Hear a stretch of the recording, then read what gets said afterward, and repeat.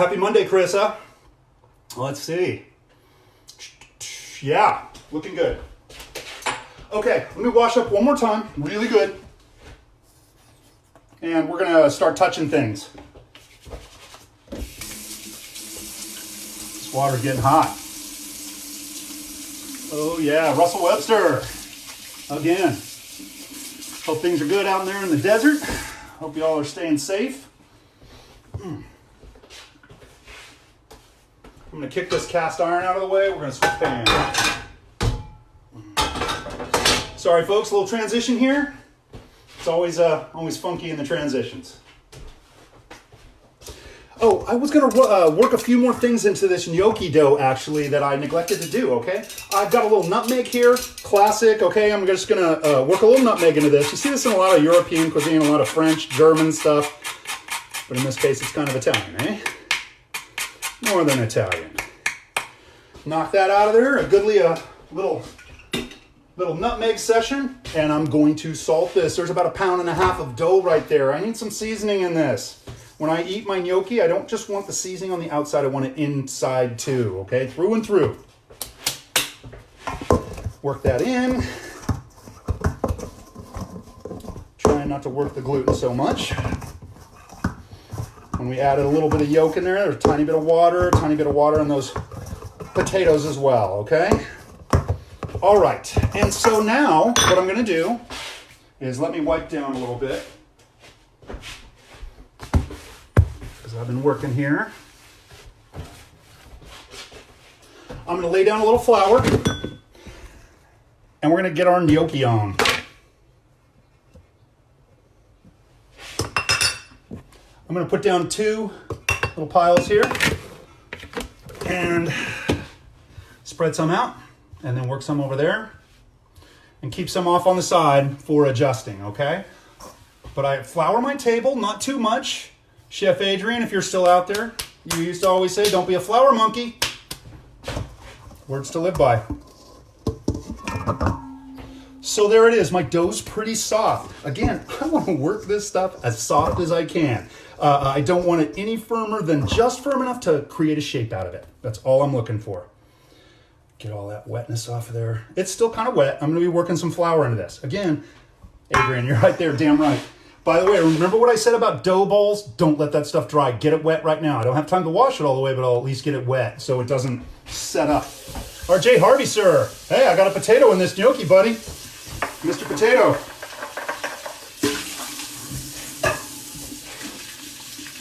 I saw your tater tot pie today. Crazy. Oh, yeah. Well, I don't think I'm going to get that clean. That gnocchi dough is pretty sturdy stuff. It's not going anywhere. Need another one of these? Oh yeah. Rock on, chef. You too, buddy. Oh yeah. Oh yes. That's going to do it. Yeah. All right. I got a question or comment. Cheesecake with a tater tot crust. You better believe it. I remember that. A churro tater tot crust, as I recall. Oh, yeah. I don't need that. All right. Okay, so I've got my gnocchi dough. Let me grab one more thing out of here. Have it. Oh, mise en place. There's always one thing. I do not think I have one. I didn't grab my pastry cutter, so I am going to use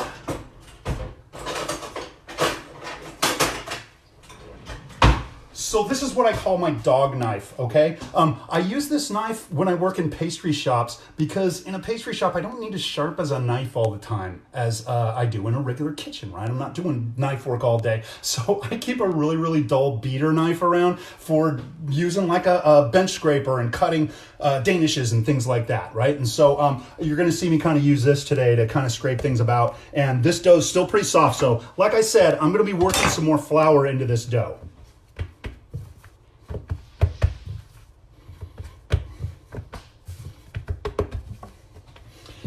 Right? Oh, and it's feeling better. So like I said, I like to just do just enough flour in this thing to where they will hold their shape. I don't want any more. And same with the egg. I go very light on the egg as well. Still working more flour, and it's still a little soft. You guys see what I'm doing there? You try and adjust that. But I'm kind of flattening. I'll throw a little flour down, fold it over, flatten. And it's starting to feel a little more like a dough. It's not sticking to me so much anymore. I'm going to be working with a lot of flour. I'm going to pull some more out here in a sec. I think I've sucked up all of the flour I got. Again, we're not worried about recipes here. I'm showing you how to cook without a recipe. My dream is for people to be able to walk into their kitchen, see what's in the cupboard, and just start rocking. Just start being able to feed yourself with what you got. My dream. Okay, so I've worked on a bunch of flour, okay? And I got a pretty nice consistency here. And what I want to do is I'm going to just do a little test right now, okay? I want to see if this consistency is going to work for me. I am making just a big mess right here. So what I'm going to do is I'm just going to take a little dollop of dough and I'm going to try to make a shape out of it, okay? So I moved most of the flour out of the way. And maybe you saw this in a famous movie. I think it was Godfather 3 or something. It was a very romantical scene where this couple was doing gnocchis together on a table, right? And the idea is, let me get it where you guys can see it. You just roll it and it makes a little cup on the other side. This this dough is barely holding its shape. But when you make that little cup on the inside, you guys see that? I'm opening it up right now. You make that little cup, that holds sauce, and every bite is a sauce delivery system, right? Any tube-shaped pasta, any ridged pasta, any pasta shaped like a bowl, they're sauce delivery systems, okay? To your mouth, okay? So there's my gnocchi. I'm happy with my consistency. Now let's go ahead and shape a bunch of these guys, okay? So my trick here is you'll often see people like cutting out the gnocchi and rolling it out in snakes. I just cut my gnocchi. I don't need to roll it out because I'm going to shape it on the table, okay? And so what I do is the dough's a little soft on the inside, so I stick a bunch of dough or a bunch of flour on top of the dough, like a ton, right? And then when I cut through this, the knife drags that flour through and it doesn't stick to my knife so much, okay? So I'm gonna make very small lines with my dog knife. This is not a knife that I keep sharp. I would never use my regular blade on this table like this. Okay, I don't bother rolling these into snakes. I just cut them up and then I cut across and I make little balls, little dough pieces. And there's a ton of flour on them. I'm gonna throw even more on them so they don't stick together. I got a lot of gnocchi here,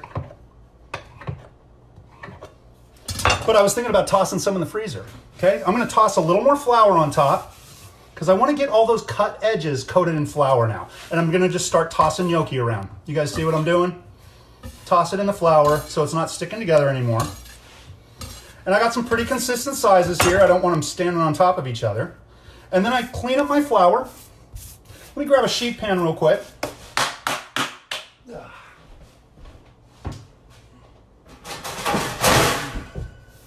That was loud.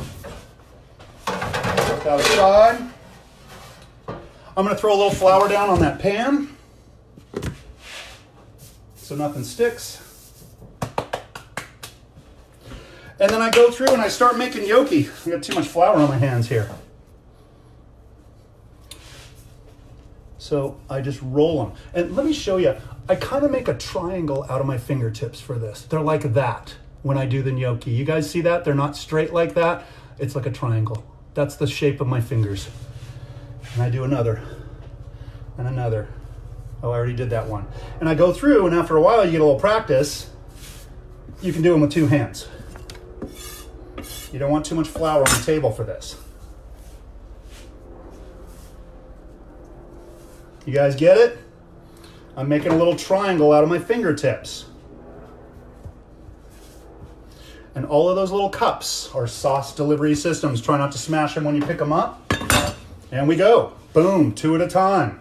When you're doing these in a restaurant, use both hands. That's the first thing I learned in the restaurant business. Day one, hour one of the restaurant business. A manager told me, use both hands, bro. Back in 1978, when I started cooking in this town. And I just roll through. It's fun. Gnocchis are fun. I don't like that one. Do them again. Every once in a while, your fingertips get a little clumpy. Clean them off, and you'll have cleaner gnocchis. Boop. I'll redo this one. If you're not happy with a shape, for instance, that one, I can redo it. Oh, I don't like it. I don't like that. One of them just went flying. Did you guys see that? Whoa! Okay. I can just keep rolling it over and over again if I feel like it. I'm doing the same one over and over again. Get rid of that dead soldier and keep on going. We're almost there. I'm not going to do all these. You guys don't want to watch all that. You guys get the idea, though. 2 at a time. Boom, boom, boom. No time to play in the kitchen, guys. No time. I know a lot of you guys are, home cooks and all, but hey, I talk to you guys the same as I would anybody else. I do my little industry shows, and hey, that's how I'm talking to people. I want people to know what chefs know. This stuff ain't magic tricks, right? I want to share this stuff. It ain't something that we want to be secret. Most chefs want to share their knowledge. Most of them I know, at least. But it's a shame. You never see that on Food Network. They talk about cooking, but it's usually cooking through a recipe. I will never teach a recipe class. It's just not going to happen. Non-negotiable. I've turned down so many gigs where people want me to just cook through a recipe or do some horrible thing, like feeding candy to kids for breakfast or something. There's just no way. I will not do it. Again, my fingertips have got some buildup on them, so I kind of rub them, get that dough off them, and keep going. Boy, I don't have very many of these left. I might just go through all of them if you guys don't mind. Boom, boom. Boom, boom. I got some little pieces all kind of stick together. It wasn't a perfect square when I cut this stuff up. But a gnocchi, it's not just this, it doesn't need to be this perfect little shape. They can be a little rustic. Some of these pieces are a little sticky.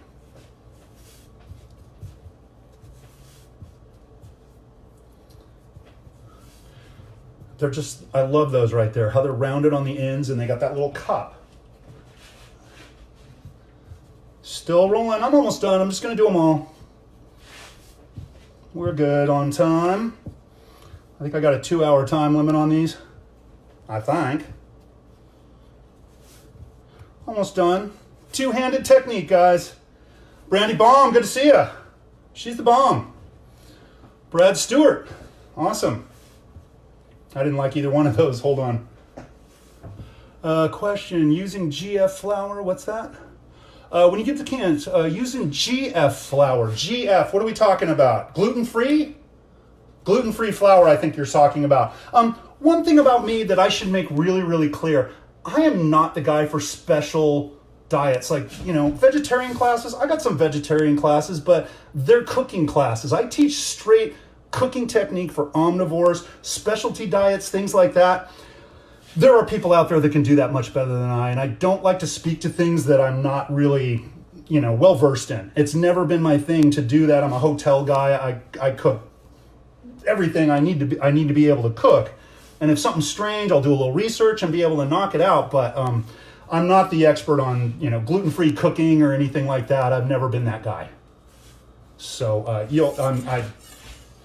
another thing I've never done, pressure cookers, right? Home pressure cooker. I've had pressure cookers in the industry that I use all the time, but I've never used a home pressure cooker. I get questions about them all the time, and I just have to defer to the experts. I just don't want to speak to something I don't really know about.